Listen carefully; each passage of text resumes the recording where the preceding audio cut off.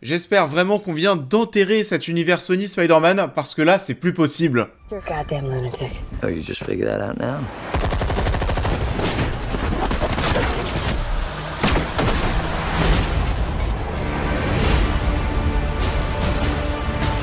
Bonjour à tous, et j'espère que vous allez bien. On se retrouve aujourd'hui pour parler de Kraven en ce mercredi de grosse sortie cinéma, parce que oui, d'un côté on a Kraven, mais on a aussi Mufasa. La critique est déjà disponible sur la chaîne. On va rebouffer encore une fois de cet univers Sony Spider-Man. On a pas mal mangé à ce sujet cette année, parce que oui, c'est le troisième film de l'univers, et peut-être d'ailleurs le dernier de tout. On a eu Madame Web, on a eu Venom 3, et puis aujourd'hui Kraven. Les projets sont toujours aussi nuls les uns que les autres. Toutes les critiques sont disponibles sur la chaîne. On creuse. Peut-être pour la dernière fois. Kraven The Hunter, qu'est-ce que ça donne? On en parle. Kraven The Hunter est réalisé par J.C. Chandor, réalisateur de Triple Frontière. Kraven, un homme dont la relation complexe avec son père l'entraîne vers une vengeance aux conséquences brutales. Il va être appelé à devenir non seulement l'un des plus grands chasseurs du monde, mais aussi l'un des plus redoutés. Bon, alors... On y est, que dire sur ce Kraven qui arrive enfin. Alors enfin, voilà, je suis pas sûr que le film était très attendu, mais du coup ça fait quand même 2 ans que le projet devait sortir au cinéma et qu'il est repoussé. Il arrive enfin en cette fin d'année. Vous l'avez compris, mes attentes étaient extrêmement basses parce que tous les autres projets étaient nuls, ça pue du cul et je sais pas, mais on attend à chaque fois que ça s'arrête. Il faut arrêter, pas de suite. Il y avait pas mal de rumeurs dernièrement justement qui disaient que ce serait la fin, qu'il n'y aurait plus de films dans cet univers de super vilains, Sony, Spider-Man, etc. Peut-être pas, parce que Sony a pris la parole, et oui, c'est pas si clair que ça finalement. Le discours était plutôt que Sony allait reconsidérer leur utilisation de la licence Spider-Man. Ils vont toujours faire des films, mais je pense que voilà, cette mode des films de super vilains Spider-Man qui deviennent en réalité des gentils, je pense que c'est bon, on a fait le tour, on a compris que c'était pas intéressant. À part Venom, il y a rien qui fonctionne. Et encore, Venom, c'est surtout le premier qui a très très bien fonctionné au box-office. Mais sinon, Morbius, Madame Web et la Kraven, c'est pareil. On a l'impression, on part de nouveau vers une catastrophe industrielle. Et c'est la panique chez Sony, c'est tellement la panique qu'on a même décidé de dévoiler, de diffuser sur Internet les 8 premières minutes de ce Kraven. Ce qui n'est pas un choix hasardeux. Pourquoi ça? Parce que l'introduction... Oui, plutôt cool. Les 8 premières minutes, l'introduction de Kraven, c'est peut-être la meilleure partie du film. Et c'est un peu la technique de la carotte empoisonnée pour essayer d'attirer quelques spectateurs en salle. Mais bon, on est vraiment, faut le savoir, sur un projet abandonné. On essaye de vendre ce Kraven tant bien que mal. C'est un peu comme Aquaman 2 qui était sorti au cinéma dernièrement. Vous savez, Aquaman 2, on était un petit peu dans une situation similaire où on savait que derrière, il y aurait plus de film. Voilà, l'univers était finito. Mais on ne voulait pas officiellement nous le dire avant la sortie du film. Parce que oui, si on vous dit directement qu'il n'y aura pas de suite, qu'il y aura rien derrière, qu'est-ce qui va se passer? Les gens ne vont pas du tout aller en salle. C'est pareil pour Kraven, on veut pas nous dire officiellement que c'est terminé, pour que les gens aient un minimum de curiosité pour donner une chance à ce film. D'ailleurs, le réalisateur souhaite que les spectateurs donnent une chance à son Kraven. Il a même dit, alors oui, même si les anciens films Sony du Spider-Verse, c'était pas bien, par pitié, donnez une chance à mon film, à mon Kraven. Et du coup, est-ce qu'il faut donner une chance à Kraven? Alors, mon avis...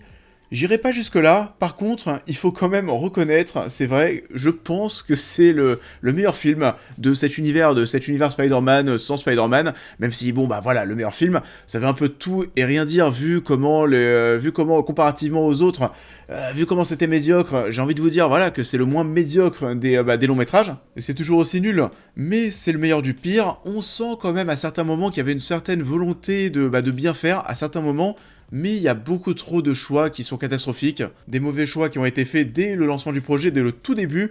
Il y a un respect du matériau de base pour le coup qui est vraiment plus que discutable. Et par où commencer du coup? Alors, on va peut-être commencer par Kraven. Kraven, pour moi, je suis désolé, mais c'est pas Kraven. Et je pense qu'il y aura peu de gens qui seront là pour me contredire. Voilà, Aaron Taylor-Johnson, j'aime beaucoup. Maintenant, je suis pas sûr que c'était le meilleur choix de casting. On suit donc un chasseur qui passe son temps à dire qu'il chasse les humains, qui est même... qui défend même les animaux. Et c'est un Kraven 2024, en gros, c'est un Kraven éco-responsable, et ça le fait pas. C'est pas Kraven, au point même où sa tenue, vous savez, sa tenue sur l'affiche, voilà, on ne voit pas en action dans le film avec cette tenue, pourquoi ça? Parce que oui, on est avec de la fourrure animale, ça ferait pas très bien, en 2024, vous le comprenez, de mettre en avant un chasseur qui chasse les animaux, qui se bat et qui se balade avec de la fourrure animale, non, voilà, c'est pas notre Kraven. Nous on a un Kraven éco-friendly, donc déjà là on est est très très mal parti, et comme on le disait, oui, on est sur une petite erreur de casting, parce que Aaron Taylor Johnson fait trop mannequin, il fait trop mec de pub de parfum pour jouer Kraven. C'est pas Kraven. Kraven, c'est un chasseur, il est bestial. Le côté bestial, on va le retrouver dans Aaron Taylor Johnson, même s'il est un petit peu édulcoré. On va revenir sur le côté rated R plus tard. En plus, je sais pas, il y a un excellent Kraven qui nous a été présenté dernièrement, le Kraven du jeu Spider-Man 2. Il était très très bien. C'est dur, mais le comparatif entre le Kraven du jeu de Spider-Man 2 et ce Kraven fait très mal. Bah oui, il fait très mal au film. Le Kraven du jeu est infiniment meilleur, plus bestial, plus mature. Aaron Taylor Johnson est aussi peut-être trop jeune. On aimerait voir un Kraven un peu plus âgé. Voilà, là aussi on est un peu déçu. Alors Aaron Taylor Johnson, on le voit de plus en plus, hein, c'est vrai qu'il y a des rumeurs aussi qui le concernent, comme quoi il pourrait être le prochain 007. J'ai un petit peu de mal à le voir dans le rôle, et ça, de plus on avance en fait, plus j'ai du mal à le voir en 007.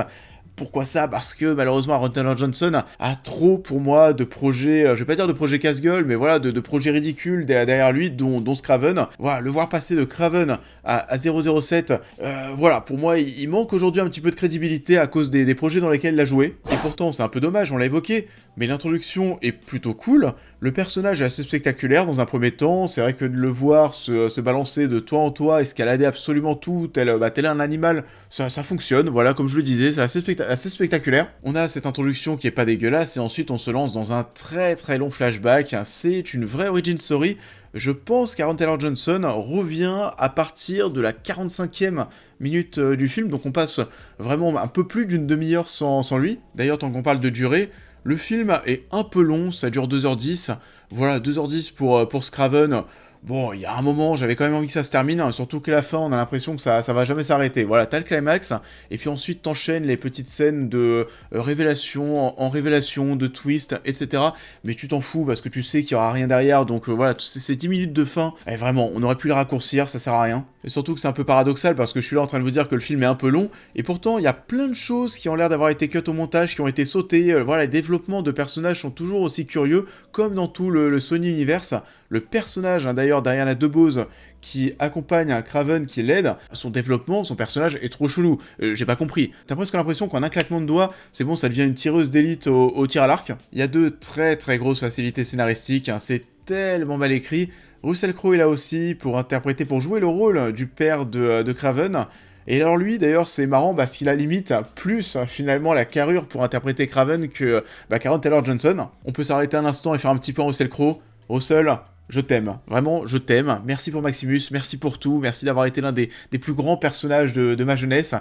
Mais pourquoi t'es en roue libre, comme ça? Pourquoi t'es en roue libre? C'est quand même absolument fou que de te dire que l'un des plus grands acteurs du tout début des années 2000 qui enchaînait les récompenses, les nominations aux Oscars, etc., deviennent ce genre d'acteurs aujourd'hui, enchaîner les projets les plus ridicules les uns que les autres. On sait très bien qu'il est là pour prendre son petit chèque et puis c'est bon, on passe à autre chose. Mais le pire dans tout ça, c'est qu'il est pas mauvais parce qu'il y a vraiment quelque chose qui se dégage de son personnage, mais je peux pas m'empêcher de rire en le voyant, en voyant ce qu'il devient, en voyant à quel point il en a plus rien à foutre. Et pourtant, comme on était en train de le dire, la carrure, le charisme est toujours là, mais c'est un personnage qui va pas non plus tirer son épingle du jeu. De toute façon, dans cet univers Sony, c'est toujours pareil. C'est le festival de personnages absolument ridicules. Je vous jure, je pense vraiment que de tout cet univers Sony, il n'y a pas un personnage, un seul, qui était bien, qui avait un bon développement, qui était intéressant. Il y a rien, il y avait absolument rien.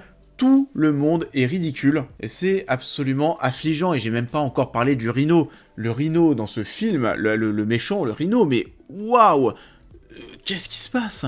Mais waouh, il y a des gens qui rigolaient dans la salle tellement le personnage était complètement timbré, complètement ridicule. Il y a un moment, on lui dit quelque chose, il s'énerve, il a envie de crier, mais du coup il y a aucun son qui sort de sa bouche. Il fait quoi? Il fait...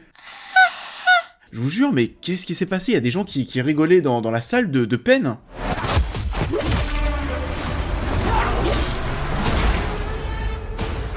Why do you hunt? My father puts evil into the world. Et sinon, au niveau des scènes d'action, il n'y a pas grand chose à retenir, c'est moche, hein, c'est extrêmement moche entre les fonds verts.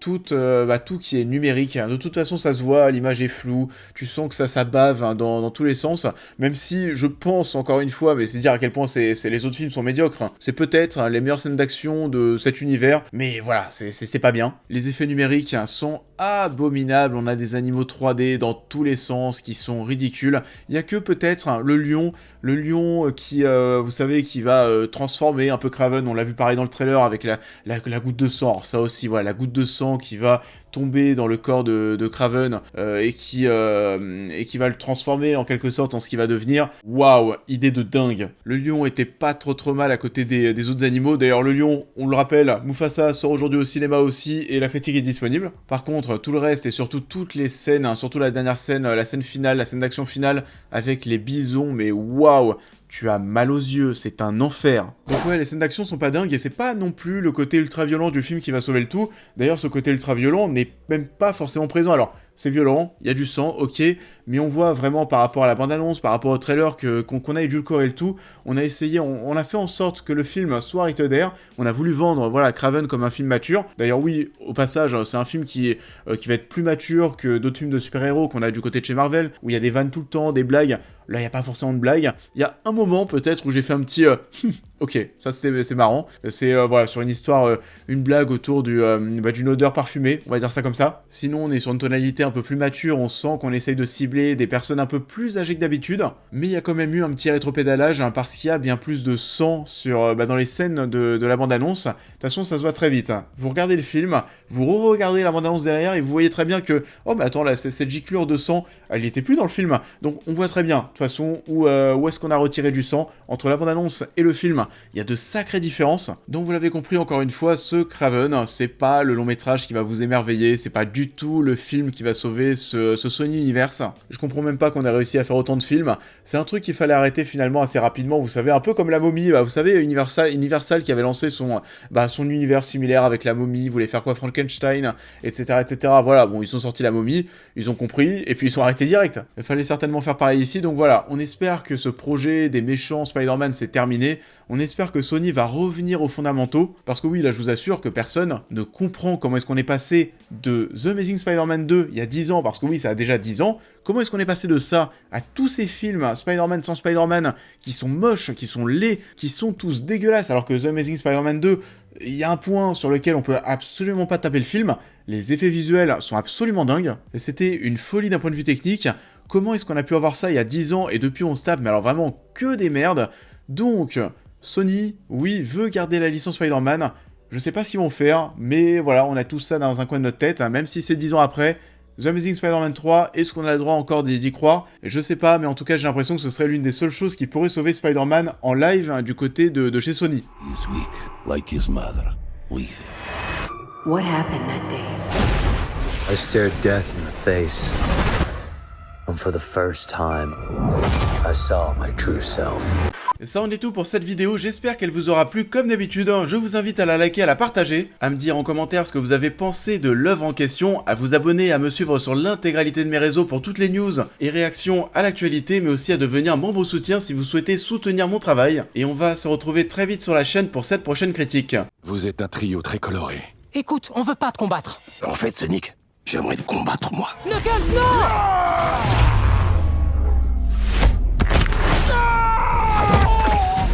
À nous deux.